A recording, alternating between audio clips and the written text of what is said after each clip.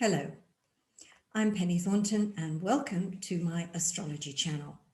On this video, I'm going to be talking about the full moon of the 31st of October and, of course, a lot of other things besides. But let's start, as we mean to go on, with the full moon. Now, this full moon on the 31st is in the sign of Taurus, and it's a blue moon. Now, obviously, it doesn't look blue. The reason we call such a moon a blue moon is because there are two full moons in the month. There was a full moon on the 1st of October and of course one at the very end. And interestingly enough, both of these full moons have a common theme, which I'm going to be coming to shortly. Certainly this full moon, which lies ahead on the 31st, being exactly conjunct Uranus, is going to be one of the most spectacular full moons of the year. And by that, I mean, it may be quite beautiful in the night sky, that ghostly sphere, how beautiful it may look if the sky is that kind of blue-black and clear. But also its potential for events around that time are going to be spectacular too. So what is the general meaning of a full moon? Well, a full moon is always a time of completion.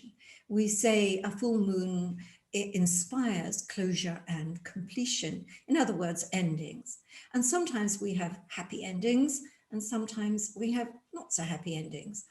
And what we should do is, in a way, try to work with the astrology, try to live in harmony with astrology, which means that we should definitely think about closing something off on this full moon. What do we need to do anymore? What needs putting away? Whether it needs putting away forever or just for a few months. And you may find that during that waning cycle, which goes on until the 15th of November, that you can still have this process of endings, whether you're drawing lines in the sand yourself or whether they're simply coming about. Now, if we look at the sign of Taurus, which this full moon is in, when we think about this sign, we need to, in a funny kind of way, embrace its qualities. We all have Taurus in our charts. We may not have a planet in Taurus or a point in Taurus, but we have the sign of Taurus in our horoscope. And when the moon and other planets move through the sign of Taurus, we understand, we get an understanding of what this sign is, we embrace it. And when we think about Taurus, we think about synonymous with the fruits of the earth. So gardens and agriculture, things that grow, if you like, from the earth, but also things to do with money, the economy and property. These are very much related to Taurus. Also, we think of this sign as being very sensuous, very sensible, and very sustaining. And I often think when I picture Taurus, it's very much like the Empress in the tarot cards. There she is, fertile, sitting in her abundant garden. And she is the archetype of the earth goddess and also the domestic goddess. So I suppose what I could say for this full moon is that we all need to get into our kitchens, our gardens, and our bedrooms. Now, the full moon, this full moon in Taurus, is particularly potent for all the fixed signs. So that means if you're a Taurus, if you're a Scorpio, or if you're a Leo, and if you're in Aquarius, if you are a Sun Aquarius. But when we think about it, the sun is in one sign, the moon in the other. So we've got what we might call a whole axis sort of resonating with this full moon. It isn't just the full moon in one house, it's the pairs, it's the opposite house as well.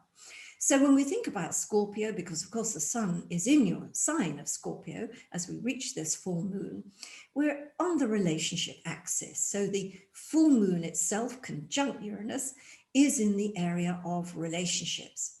So this idea of closure and completion may mean or speak volumes to you because you're planning to get married or to move in with your significant other or to celebrate an anniversary or do something that's related to your relationship that really does mark that idea of an ending of some description. And the same could be said for business relationships and working relationships with you in a company. it's a time of closure and completion, often in a good way, or the end of a stage of your relationship. But of course, if you happen to be or happen to have your birthday around that time, somewhere from about the 28th of the month, maybe a little bit before, right up until about the 5th of November, then this, is a moon conjunct Uranus, and that's really affecting this group in particular.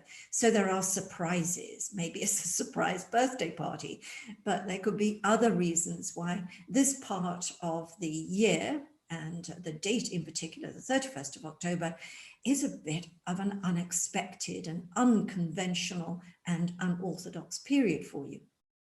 If we look at the opposite sign, if we come to Taurus, the full moon is in your sign. So here we have the moon in your first house, so to speak. It's about you personally. So it's all about the things that are really central to your existence, to your personal wants, needs, and desires. So the full moon perhaps makes you a little bit more emotional, but it also plugs you into your inner self as well. So it's quite a powerful moment. And I often think a full moon like this in your own sign is empowering, so that you can get behind certain things and make an impression and get things moving and motoring, stand your ground, so to speak. The sun, of course, is in the area of relationships. So we get this relationship axis really sparked off by the full moon. So relationships are also in the mix for you. And in a similar way, as I've just gone through, maybe it's time to make a permanent commitment to someone, or to sign a contract that binds you to an organization or to another person. But it will also bring tensions that may be simmering in a relationship right up to boiling point. And because of Uranus, it's likely to snap. Now, it doesn't mean that, it's the end of a relationship forever, but it might need a breathing space. And when I think of both you signs, Scorpio and Taurus, you're not great signs for change. You like to be in control. And when something comes along and changes it, then it can really rattle you. So I think the idea here is that you've got to accept any changes that come about at this particular time, and they may come about very suddenly. You've got to try to accept them with equanimity. Let things settle down a bit before you decide, no, I don't want that, or this is awful. It might actually be quite the reverse. Very good for you indeed.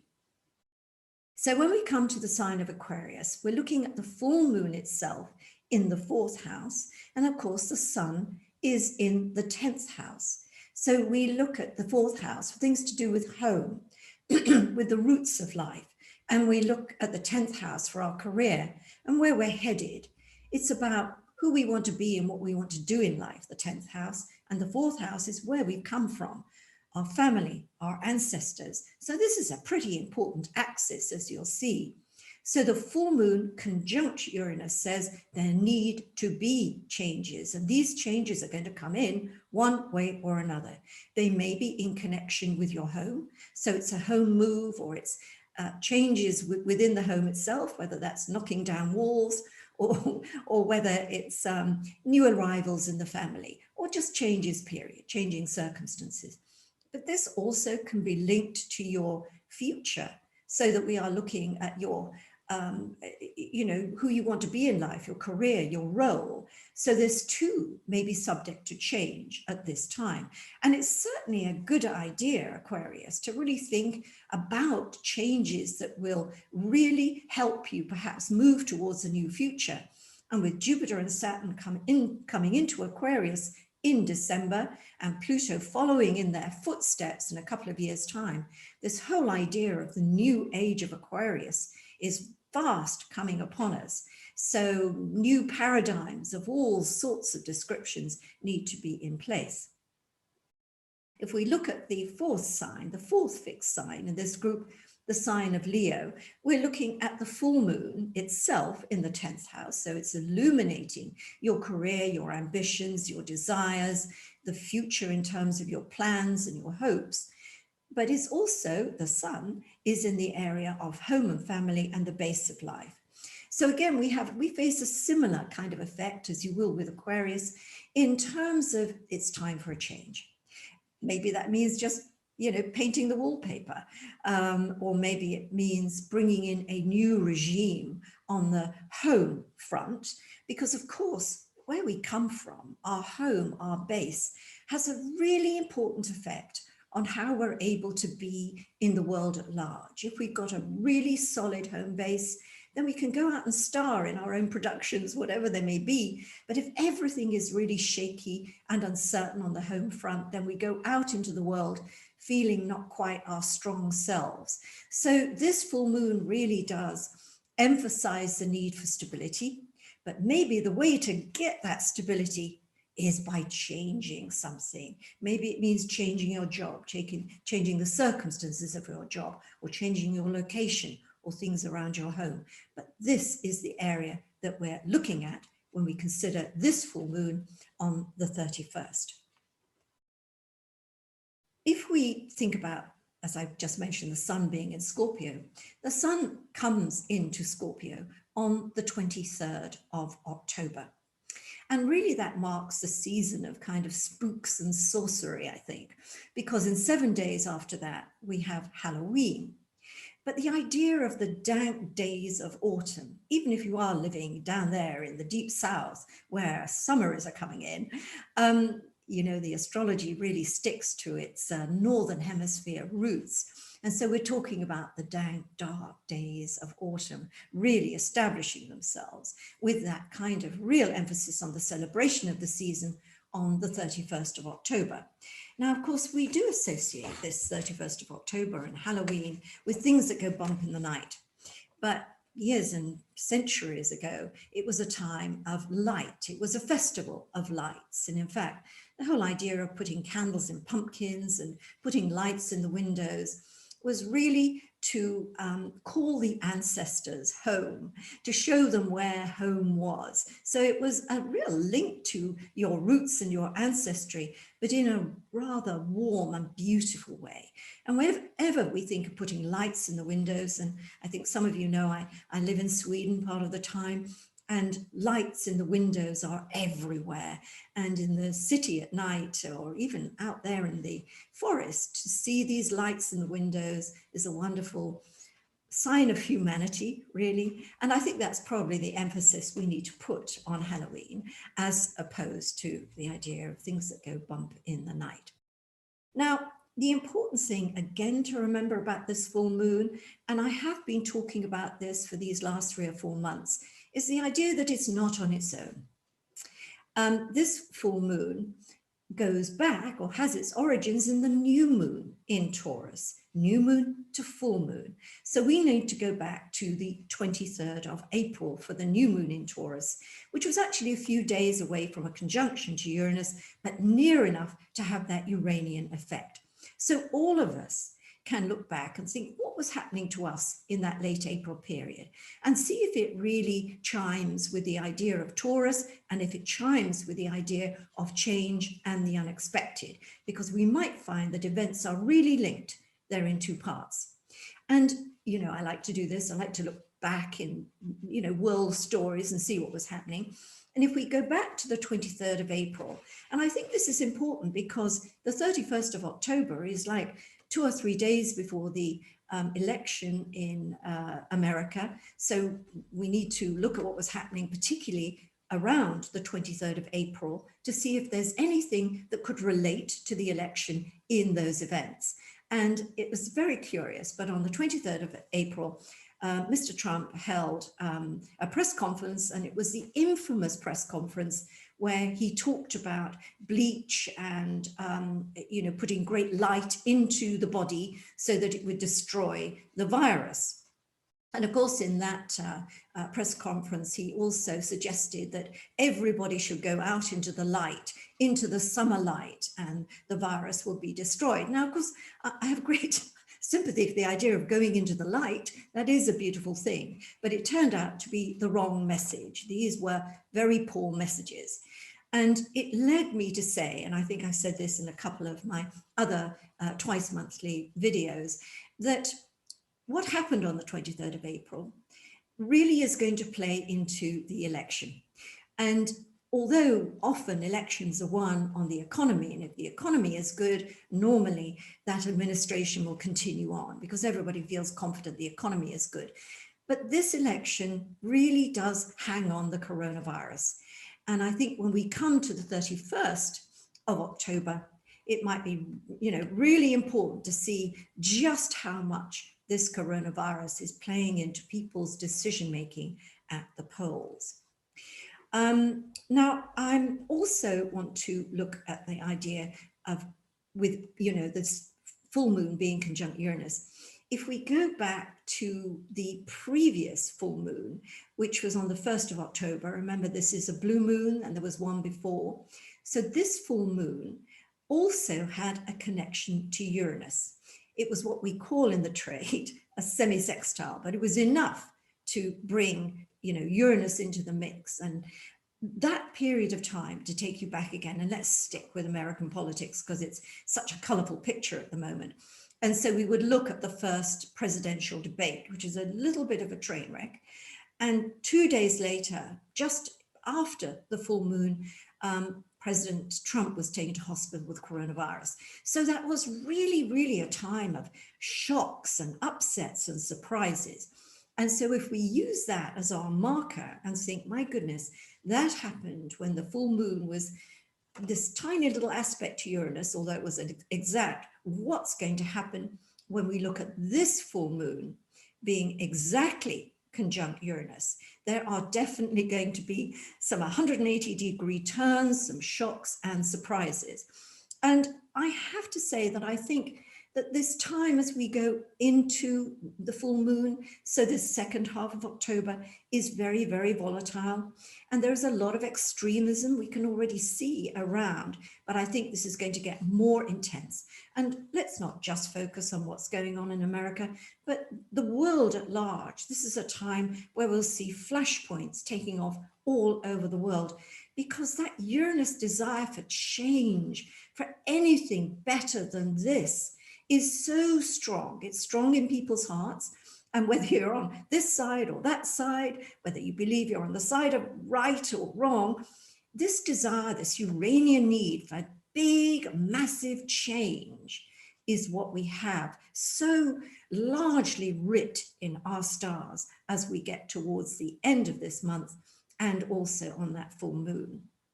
Now, the other thing I want to talk about, which is, it's around that same time, is that the day after the full moon, Mercury is in square to Uranus and to Saturn.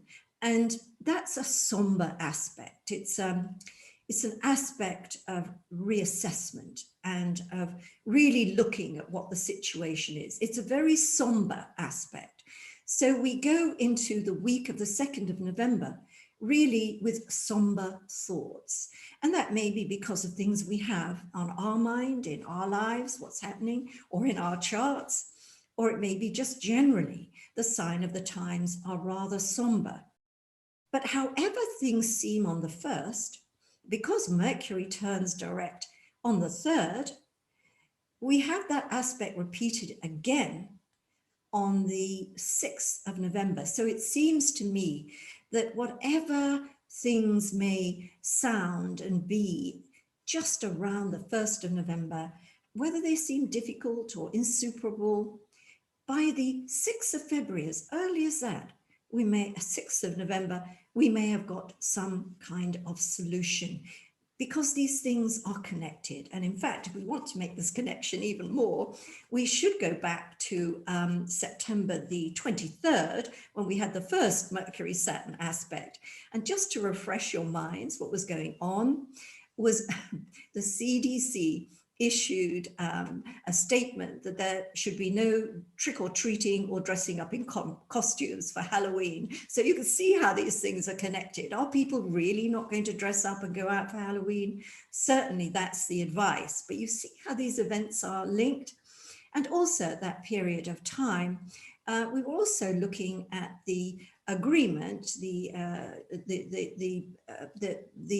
announcement, in fact, that the replacement for Ruth Bader Ginsburg was going to be allowed to take place. There was going to be a vote on that.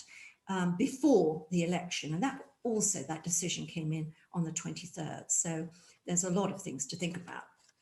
So I'm going to wrap up now. And I know I've talked a lot about upset and 180 degrees turns and how really disruptive Uranus can be. But, you know, Uranus is the great awakener. I've talked about that desire actually in all of us for change. We may not know what that change should be. We may not be able to move things around so that we get the change we want, but we know we need change. And Uranus is about awakenings and epiphanies. And I would really like to put this idea forward at this time so that we can embrace Uranus in its bright light. Remember, we're looking at the light of the times, and Uranus is that great light, urging us towards the future, really in a bright and positive way.